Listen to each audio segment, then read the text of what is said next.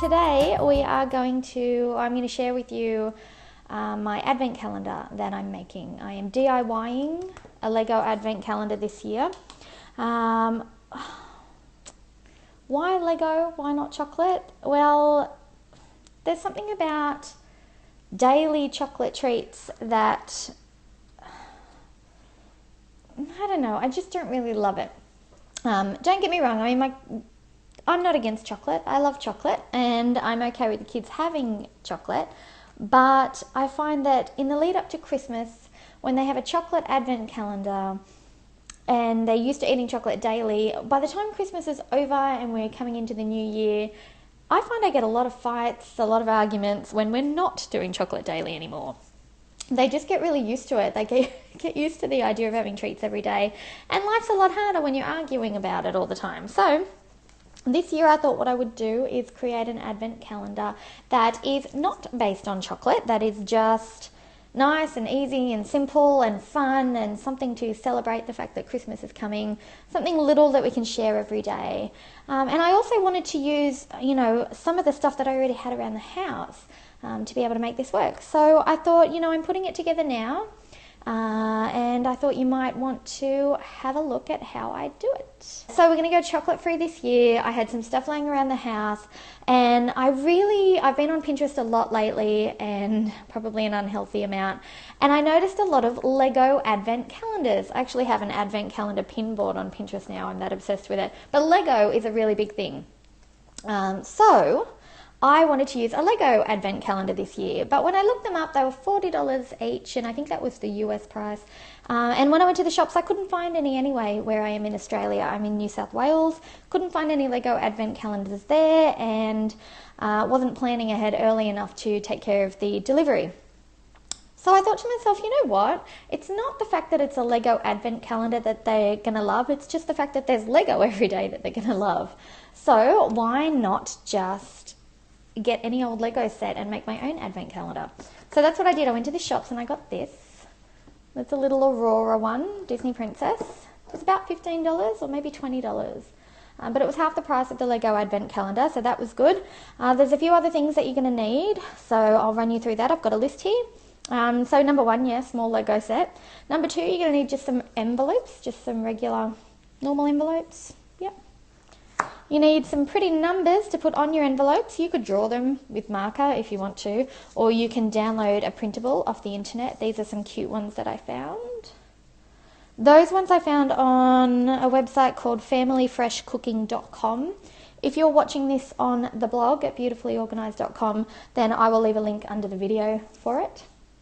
So that's where I got those. You need some sticky tape, just some regular clear tape, and some push pins or thumbtacks. I just got these little ones here. And then the last thing you need is a cork board or a notice board, a bulletin board, that sort of thing. So that's all you need.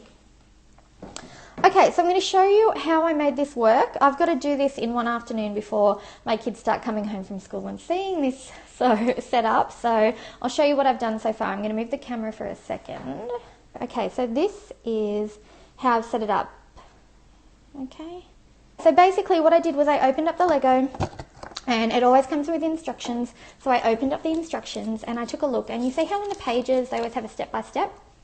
Okay, so all I did is basically followed the instructions as if I was going to make the Lego, but instead of putting it together, I had a page there with 24 boxes drawn on it, and then I put a couple of steps together at a time and put those steps and divided them into 24 sections on the boxes. So they're all laid out. I know what can be done every day, step by step, to leading up to actually making the whole Lego scene. Make sense? Yep. Okay. Next, all I have to do is take care of the envelopes and put Lego in them for each day. So here's one here. Okay.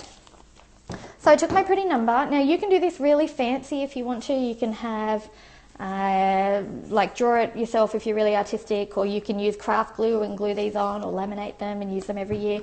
I like things incredibly simple and easy. So all I did was I printed these out in colour, cut them out, and they're just on regular paper. And literally I've just stuck it to the envelope down the bottom with sticky tape, not even with glue. I like things easy, what can I say? Now in Australia, our envelopes have postcode boxes down the bottom. So I used that number to cover that up. But I don't know if you could tell by the way I held it up just then, but instead of putting the number down like that, where you'd normally write on the envelope that way, I put the number on its side so that I can hang it like that. And that's basically just because I've got 24 to fit on this board, and I'm going to hang them like this so that you can see 24 all on top of each other just dangling down. Okay, so I hope you could see that. All right. So basically now I just look at the number, so this is number 1, I go to the box on my page that has the pieces for number 1, and I put them in the envelope. So easy. So I pop them in. But here's where I'm going to be really tricky. Don't just tuck in the envelope. Make sure you tape it, because if you're putting it on its side, you don't want the pieces to fall out and get mixed up, because that defeats the whole purpose of you sorting them out in the first place. Okay, so stuck down with tape, and then they can hang like that on the board. Then I just grab my little push pin. Whoop, there it is again. Thought it was going to fall again that time. So I grab that, stick it on, and there we go, done. Okay, so I guess what I really want to point out here, guys, is it's the theory, it's the actual fun that's the most important part here. I didn't do it too fancy. I want to keep it simple. I want to have fun in the action of using the advent calendar rather than having a perfectly designed, faultless calendar. So mine are old envelopes that I just had lying around the house from previous Christmases. The numbers are just cut out as quickly as possible. The thumbtacks are just leftovers that I had from somewhere else. I don't even have 24 of these, so I'm going to share one thumbtack between 2. I mean, basically, it's just what have you got around the house that you could put things in, and then just grab a Lego set from your local Kmart or Big W or whatever you've got near you and have a bit of fun with it. So I'm really looking forward to showing this to my girls tonight. I think that their reaction will be a bit of a mix of thrilled that they have something to open every day and disappointed that there's no chocolate in it, but I'm sure they'll get over it. So I'd love to know if you're going to do the same thing, or if you have already, or if you're doing any sort of advent calendar, whether it's chocolate or chocolate-free or activity-based or books. I've heard a lot of people are doing a book-based advent calendar this year. Whatever you're doing, I'd love to know what it is. So head over to beautifulyorganised.com. That's my organising website and blog. And comment below this post where you're going to see the video. Or come over to Facebook, we're facebook.com/beautifulyorganised with an S instead of a Z because we're in Australia. And yeah, show me your pictures or link me to your blog or show me what you've got. I would love to see your advent calendar as well. That is it from me today. I'm going to put the rest of these in envelopes and hide it away so my kids can't see it. I have about, not long, 15 minutes before they start coming home from school. Wish me luck.